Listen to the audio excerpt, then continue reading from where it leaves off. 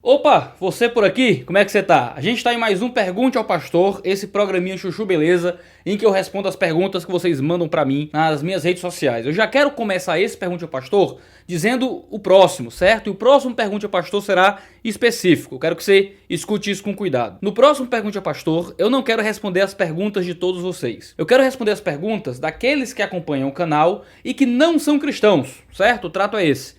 Aquele que não é cristão, aquele que preferencialmente é ateu, agnóstico ou alguma coisa assim, e tenha questões sobre a fé, tá bom? E eu vou responder os comentários deixados neste vídeo aqui. Então não manda esse vídeo pros amigos ateus, tá bom? Eu não quero falar a ateus que não fazem parte do canal, eu queria falar aos ateus que são do nosso público. É estranho dizer isso porque eu tô basicamente pedindo pra você não compartilhar o vídeo. Mas a ideia é o seguinte, se você acompanha o canal, se você acessa o Dois Dedos de Teologia, e você é daqueles que está conosco aqui e que não compartilha da nossa fé, e é um daqueles muitos que deixam vários comentários dizendo, ó, eu não sou cristão, eu não tenho religião, eu sou ateu, mas gosto de assistir os vídeos, eu queria poder lidar com suas dúvidas, suas considerações. Então pode deixar sua pergunta cabulosa aí, pode deixar seu comentário mais difícil, que eu quero poder selecioná-los dos comentários desse vídeo para responder assim que for possível. Você que é cristão, segura aí que vai ter a oportunidade de você fazer mais perguntas pra cá, mas eu quero poder lidar diretamente com as dúvidas dos colegas de fora, né, da nossa fé. O Pergunte ao Pastor dessa vez veio do Instagram, tem 1 milhão de perguntas aqui que eu vou ter que selecionar para poder perguntar. Eu vou pegar perguntas aleatórias, que são muitas, mas antes disso, deixa eu falar daquele jabá Rapidex aqui que é importante. O pessoal do bom e velho Clube Ictus mandou pra gente uma das suas caixas, certo? Do seu clube de assinatura, onde você paga por mês e recebe a caixa com livros indicados pela curadoria dos peixes grandes. Sempre pessoas famosas, americanos, brasileiros, indicando livros que foram importantes para a sua vida. Na caixa desse mês veio, vamos abrir aqui, tá aberto. 2 livros sobre Jonathan Edwards, A Breve Vida de Jonathan Edwards, do George Madison, autor premiado com o Bancroft Prize, publicado pela Fiel, e o Afeições Religiosas, do Jonathan Edwards, publicado pela Vida Nova. 2 materiaizinhos chuchu beleza para quem quiser conhecer mais sobre a vida do Edwards. E a caixa sempre vem com, editorial, marca-página, recadinho do pessoal, ó, do Clube Ictus pra você, e vem com as paradinhas, entrevista e os negócios todo que você já conhece. Link aqui na descrição, dá uma moral pro pessoal do Clube Ictus, porque eles ajudam a financiar esse negócio todo aqui. Pergunte ao pastor, como você entende biblicamente o celibato? É um dom bíblico que Deus entrega para algumas pessoas para que elas nunca casem. 1 Coríntios 7 fala que Deus deu 2 dons para os homens, né? O dom da solteirice e o dom do casamento. Ambos os dons, né, são condições dadas por Deus. Aquele que é celibatário, aquele que não casa, é uma pessoa que Deus preparou para isso, para que ele se dedique mais diretamente aos outros e ao serviço ao Senhor. Enquanto o casado, ele precisa dar atenção também à sua família, à sua esposa, de forma que ele não consegue se dedicar ao serviço do reino tanto quanto o solteiro pode se dedicar. Então a gente hoje, nesse negócio de casamento, de masculinidade, feminilidade, às vezes a gente esquece muito de que ser solteiro também é uma condição dada por Deus. E se você hoje é solteiro, você não tem marido, não tem esposa, Deus está lhe dando um momento, uma condição em que você pode servir ao reino de forma especial. Tem formas de servir ao reino que você só consegue fazer solteiro, que casado com filhos é muito mais difícil. Viagens missionárias, certos ambientes de risco à própria vida, trabalhos de pesquisa mais intensos, participar de muitas coisas em aprendizado, em estudo, são coisas que fazem mais sentido quando você não é casado. Então é importante que você aproveite o momento de solteirice como um período especial e talvez considere que Deus convidou você ao celibato. Talvez você seja celibatário por um tempo, talvez você seja celibatário até casar, por que não, não é? O celibato fala muito sobre castidade, sobre viver uma vida de pureza sexual. Mas o celibato também pode ser uma escolha. Você não é só uma pessoa que é celibatário enquanto está encalhado, digamos assim. Você pode ser uma pessoa que escolheu o celibato, que consegue vencer as tentações sexuais e que poderia talvez viver solteiro para sempre para o serviço do reino de Deus. Pastor, qual sua análise sobre os membros da sua igreja? É o membro da minha igreja que está perguntando. Ah, rapaz, são tudo gente boa, só gente de bem, só gente que ama Jesus e que ama a igreja. Isso é excelente, amo os irmãos da igreja. Os defeitos eu falo com eles, certo? Na internet só falo bem. Cantares deve ser lido como relacionamento entre Cristo e a igreja de forma alguma. O livro de Cantares não é um livro, como muitas pessoas interpretavam no tempo primitivo, sobre Jesus e a igreja. É um livro sobre romance de um homem com sua esposa. É um livro de tensão sexual, é um livro profundamente íntimo, né? Tanto que tem posições sexuais descritas no livro. Ela fala sobre ele em pé como uma grande árvore e ela sentada aos seus pés colocando fruto na boca, por exemplo, né? É uma descrição clara de um ato de sexo oral, por exemplo. Ele fala sobre os seios, ele fala sobre as pernas, ele fala sobre o ventre. É um livro de tensão sexual, fala sobre beijos, não é? Se esse livro fosse levado a um relacionamento íntimo entre Jesus e a igreja, você teria descrições de posições sexuais entre Jesus e a igreja. E não parece algo muito próprio numa leitura bíblica. Os pais da igreja interpretavam assim, veja só. Eles às vezes oravam dizendo: beija-me com teus beijos, Senhor. Não é? E é uma coisa que não é muito coerente com a teologia de Cantares. Agora, como o casamento é uma analogia do relacionamento entre Cristo e a igreja, alguns aspectos do relacionamento conjugal da Sulamita com Salomão podem servir de ilustração também para algo do relacionamento entre Cristo e a igreja. Mas não é o assunto de Cantares e não é o significado do texto de Cantares, mas são elementos possíveis de analogia, no máximo. Cantares é um livro que está aí para nos mostrar como o sexo dentro do casamento é uma coisa bela, bonita e que louva o nome de Deus. E não para falar sobre a igreja de Jesus diretamente. Iago, o que você pensa sobre ministério bivocacionado? Existe fundamento bíblico para isso? Existe, em algum sentido sim. Mas eu acho que algumas coisas a gente tem perdido nessa conversa sobre ministério bivocacionado. O que é isso? É quando o cara ele é tanto pastor quanto alguma outra profissão. Por que é que eu acho que isso é um problema? Porque essa não era a situação ideal segundo Paulo. Paulo escreve dizendo que aquele que serve, aquele que ministra na igreja, é aquele que deveria ser sustentado para isso. Ele fala isso em 1 Coríntios, por exemplo, ele fala isso em 1 Timóteo. Aquele que se dedica e se afadiga no ensino deveria ser digno de duplos honorários, de duplas honras. E ele está falando de dinheiro no contexto, de sustento e provisão. Agora, Paulo enfrentou como missionário situações muito diferentes. Ele enfrentou igrejas que não queriam sustentá-lo, ele encontrou dificuldades financeiras das mais variadas, então Paulo trabalhava. Mas Paulo não era simplesmente um homem de carreira. Paulo era um cara que estava fazendo bicos para poder se sustentar em momentos difíceis. Ele construía tendas. É possível que pastores vivam esse tipo de situação. Pastores de igrejas muito pequenas, pastores que se sentem inseguros no ministério com relação a dinheiro. Mas o normal, o ideal, é que os pastores sejam sustentados por suas comunidades ou por outras comunidades, se for um caso de um missionário ou uma igreja pequena, para que eles sobrevivam. Há casos variados de pessoas que têm empregos, têm bons empregos, a igreja não poderia sustentá-lo muito bem, ou o pastor se entende como sendo útil em determinada atuação financeira. Às vezes é duro mudar a própria condição financeira para uma vida um pouco mais difícil para ser sustentado pela igreja, porque você tem um emprego bom, estabilidade, concurso público. Aí são outros elementos, são coisas mais específicas para ser olhadas caso a caso, cada coração ser visto pelas suas igrejas. Comentários gerais na internet não ajudariam ninguém nesse sentido. Mas o normal é que os pastores sejam sustentados pelas suas igrejas. Se Jesus é Deus, então Deus morreu na cruz? Sim, né? Se Jesus é Deus, Deus morreu na cruz.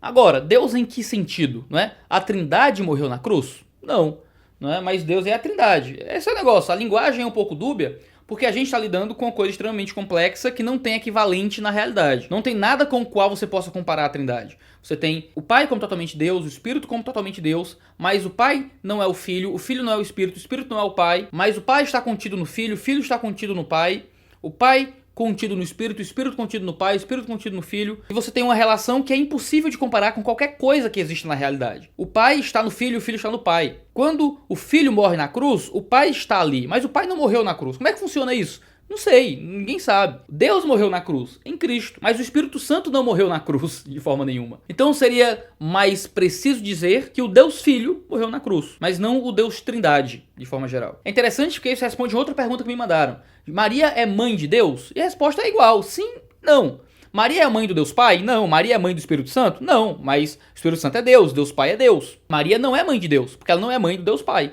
Maria não é mãe de Deus, porque ela não é mãe do Espírito. Mas Maria é mãe de Deus porque ela é mãe do Filho, do Cristo. Então seria mais correto dizer que Maria é mãe do Deus encarnado. Maria é mãe de Jesus Cristo. Maria é mãe do Deus Filho. Não em seu aspecto eterno como Deus Filho, mas no seu ambiente de encarnação. É certo dizer que Maria é Theotokos, que ela é mãe de Deus, mas não completamente. Isso sozinho não explica de forma completa a situação, mas confunde um pouco. Porque Maria não é mãe da Trindade. Ela é mãe de Deus, mas mais ou menos. Ela é mãe de Deus, mas ela também não é mãe de Deus. Deus morreu na cruz, mas Deus também não morreu na cruz. Porque existe uma complexidade na Trindade que tem que ser respeitada e que frases simples muitas vezes não captam completamente a grandeza do que aconteceu. O que o irmão acha de João Amoedo? Eu cogitei votar no Amoedo, certo? Cogitei mesmo. Porque eu tenho mais simpatia pelo Amoedo que pelo Bolsonaro. Porque as poucas opções cristãs que a gente teria para votar, de pessoas que não são comunistas, né? Ou de esquerda de forma geral. Mas eu comecei a ter muitos problemas com o Amoedo, e os problemas que eu tenho com o Amoedo se tornaram um pouco maiores que os problemas que eu tenho com o Bolsonaro. A questão da Agenda 2030 da ONU, que é uma coisa que é relativamente importante para dar um indicativo de algo sobre o Amoedo. Não porque eu acho isso muito importante, porque eu acho que estão fazendo um estardalhaço, um escarcéu muito grande em cima dessa agenda, muito maior do que deveria. Mas o fato do Amoedo simplesmente não ligar muito para a Agenda 2030 da ONU é um indicativo de que ele não está se importando muito com os problemas do globalismo e da imposição de certas agendas sobre os nossos países. Então, eu não acho que isso é o fim do mundo, que o Amoedo, meu Deus, está submisso à ONU, que ele é um globalista, blá blá blá, mas essa não é uma pauta importante para ele, e deveria ser uma pauta importante para ele. O modo como ele se manifesta contra o aborto, mas como ele deixa claro que essa também não é uma pauta muito importante para ele. Se o Congresso e o Senado passarem isso, ele sanciona, ao contrário do Bolsonaro, que veta, por mais que o veto não dure mais que 60 dias, se eu não me engano, mas já é uma maneira de tentar criar mais uma barreira para impedir isso. Agora ele veio com esse negócio de taxar a igreja, de imposto sobre igreja. Enquanto eu tô gravando esse vídeo, ainda não saiu nenhuma nota do Novo sobre isso.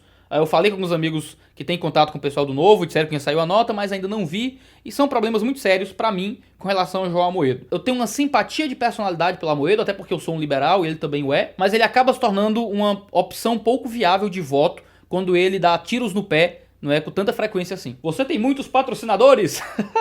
Olha, de gente que paga pra fazer propaganda no vídeo, eu tenho um pouco, certo? Porque eu tento só divulgar coisas que eu acredito. Não é heroísmo isso, é só o normal. As pessoas geralmente fazem isso, divulgam o que acreditam. Mas tem muita coisa mequetrefe que quer ser divulgada no 2Ds. Uns cursinhos online mais ou menos, uns produtos bem ruinzinhos, sabe? Aí eu geralmente nem respondo e-mail, eu respondo dizendo que não tenho interesse. A galera que eu divulgo aqui, geralmente é a galera que faz alguma coisa que eu acho legal, que eu gosto, que eu acho boa. Não necessariamente coisas que eu compraria pra mim ou algo assim, mas que eu acredito que tem um público e que seria abençoador pra aquele público. Como o pessoal do Clube Ictus que financia esse vídeo aqui. Mas é pouca gente e o dinheiro não é muito para financiar as atividades do canal. Agora, tem os patrões, né? A galera que doa dinheiro de bom grado para participar da divulgação de boa teologia na internet. Então a gente meio que luta com as finanças, mas se paga. Graças a Deus hoje eu não preciso colocar dinheiro meu no canal. Mas eu também não recebo lá dinheiro do canal. Então fica uma coisa pela outra. Então por favor se inscreva para ser patrão aqui do Dois Dedos, pra gente conseguir produzir mais e pra eu conseguir pagar pelo menos minha conta de luz, sei lá. Com isso aqui, ou a internet, não sei. Quem sabe um dia, Pastor, quantos livros você lê em média por ano? Eu não conto, certo? Porque tudo depende muito. Anos que eu tô escrevendo muito, por exemplo, eu leio menos livros, leio muito mais artigos, ou consulto muitos trechos de livro. Há anos que eu não tô produzindo nada, eu já leio muito, não é? Teve um ano que eu tentei ler muito, certo? Teve um ano que esse é o ano que eu vou tentar ler o máximo que eu posso. Eu não escrevi muita coisa, basicamente li, e eu li quase 200 livros, 173, uma coisa assim. Mas foi um ano bem anormal, eu não produzi nada, eu não escrevi nada, eu basicamente tentei ler muito, foi esse meu esforço, eu quero ler muito esse ano. Não sei como o Carson consegue ler o que ele lê, certo? Não sei como o pessoal que lê mais do que isso consegue ler. Uma média boa de leitura por ano, pra alguém que quer ler bem, é ler uns 70 livros por ano, certo? É uma média, assim, bem elevada pra quem quer se dedicar a uma vida intelectual, tá bom? Eu acho que normalmente eu não leio isso, tá? 70 livros por ano, acho que não. Principalmente em anos como os últimos que eu tô produzindo muito e escrevendo muito. Tem a dissertação do mestrado, eu terminei a pós-graduação agora, escrevi o livro da Record, que vai sair ano que vem, escrevi o livro da Box. Então, nesses anos que eu tô produzindo muito, eu tô lendo menos. Mas lendo menos livros completos, entendeu? Mas lendo todo dia ainda, lendo bastante ainda. A dica que eu dou é, não pense muito em quantidade de livros, pense em qualidade de leitura e uma leitura que esteja bem relacionado com aquilo que você quer. Tem um vídeo aqui no canal que eu gravei com o Geolê, com dicas de leitura para cristãos. Procura lá, vai estar aqui no card, eu acho que vai ajudar bem você. Mas não vai nessa não. Leia daquilo que for bom para você. Leia do jeito que edifica a sua vida. Não leia do jeito para poder marcar um número de livros lidos ou coisa assim. Voto nulo seria uma opção cristã? Não. Eu acredito que o voto nulo, ele é um ato preguiçoso, certo? Você tem possibilidades de escolha e você prefere se abster de escolher alguma coisa. Votar nulo é basicamente o seguinte, é dizer que tanto faz como tanto fez todos os candidatos. A grosso modo é isso.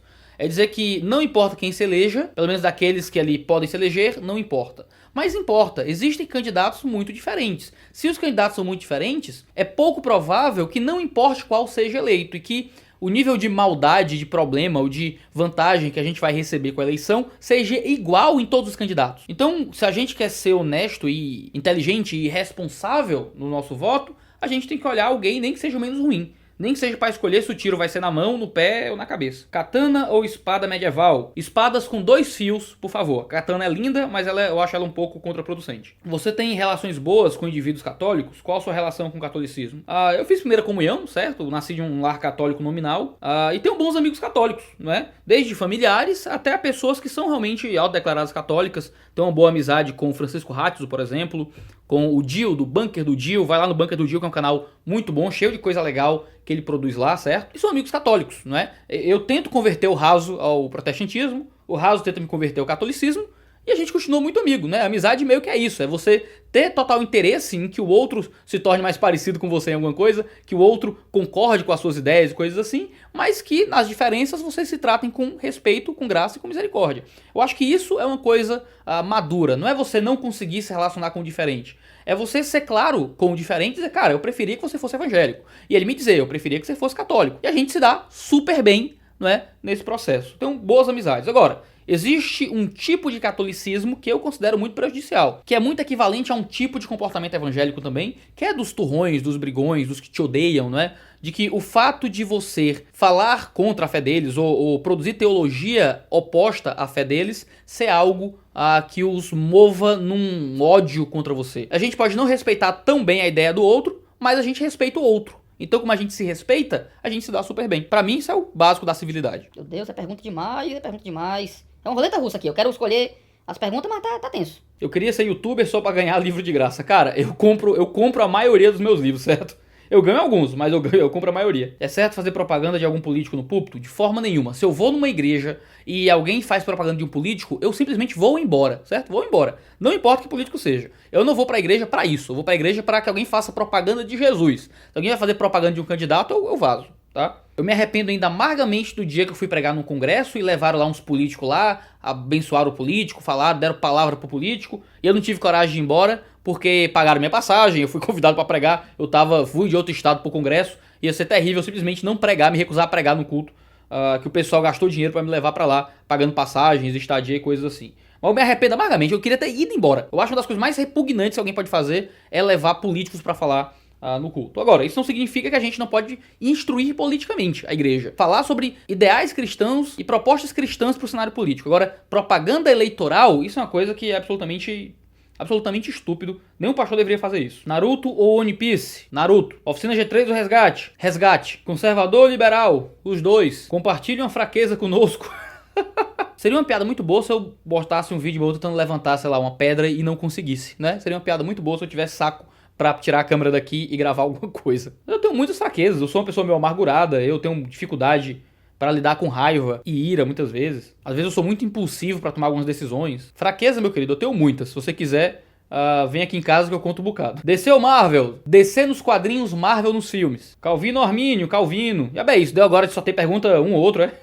Eu pergunto, mas você não responde, vacilão. Eu teria respondido se você tivesse perguntado. Você já esteve errado? Que pergunta sem futuro é essa? Um cristão pode fazer tatuagem? Cara, o assuntinho mequetrefe que eu não aguento mais, certo? É uma coisa tão pequena, tão boba, tão sem graça. É tipo perguntar se cristão pode andar pra frente, sei lá, ou se cristão pode ter cabelo longo, ou se cristão pode comer pão. Sei lá, pra mim é uma pergunta meio boba. Mas eu vou acabar tendo que fazer um vídeo sobre isso a qualquer momento, tá? Mas vai segurando que eu vou falar sobre isso. Mas eu acho tão chato que a gente ainda perca tanto tempo, às vezes, com questões que são completamente superadas, certo? A gente podendo discutir o relacionamento do cristianismo com várias áreas do nosso mundo à nossa volta, tantos desafios que ainda nos rodeiam na nossa cultura hoje, e a gente ainda tá brigando, sei lá, se pode usar percussão na igreja. É um negócio bem caído pra mim. Você é dicotômico ou tricotômico? Vou gravar um vídeo sobre isso, a pauta já tá até pronta. Mas eu sou basicamente um dicotômico com pequenas modificações. Sigo um pouco a linha do Erickson, por exemplo, de uma unidade psicossomática, de que o homem tem uma parte material, uma parte imaterial, e que essas partes são basicamente unificadas de uma maneira que a gente não pode separar o que é característica de um e o que é característica do outro. Eu acho que as bases da tricotomia são muito mais fracas do que as bases da dicotomia. É muito mais fácil explicar os versículos que parecem defender tricotomia, do homem com alma, corpo e espírito, a partir de uma perspectiva dicotômica, só alma e corpo, ou espírito e corpo, tratando alma e espírito como a mesma coisa, do que o contrário, do que tentar explicar os versículos que aparentemente apresentam dicotomia dentro da perspectiva tricotômica, tá bom? Esse é o Pergunte ao Pastor de hoje. Se inscreve aqui no canal. Se você é ateu, se você é não cristão, por favor, comente aqui embaixo, porque eu quero responder as suas perguntas, tá bom? Toda segunda-feira tem vídeo aqui, mais ou menos nesse formato, seja respondendo perguntas ou tratando um tema. Quartas e sextas a gente tem Mundo Cópia e De Olho no Texto, sempre 10 horas da manhã, aqui no Dois Dedos de Teologia. Muito obrigado por nos acompanhar até aqui. Valeu, negada, e tchau, tchau.